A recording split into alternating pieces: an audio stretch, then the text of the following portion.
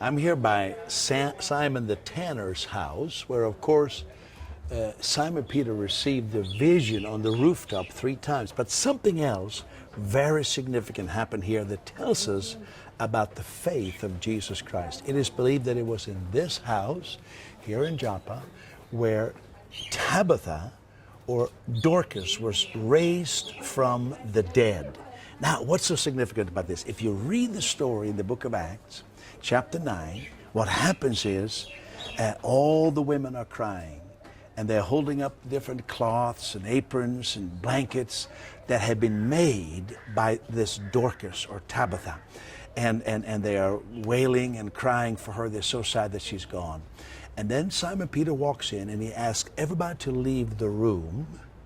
He learned that from Jesus, who did the same when he came to the ruler of the synagogue's house where the young girl had died. So he asked everybody to leave, and then he says he knelt down to pray. So if we read the story very carefully, we find out how Simon Peter was praying. He was praying with his back towards the dead body, because it says after he prayed, then he turned to the body and he said, "Tabitha, arise." So that means he must have been turning away from the body when he was praying. Now herein lies something very fascinating. You see, I think Peter had not only learned that from Jesus, but this is also how faith works.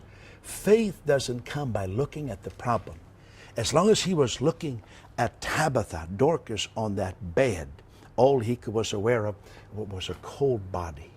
But when he prayed, he became Jesus aware. He became God aware. And then in that prayer, I don't know how he prayed.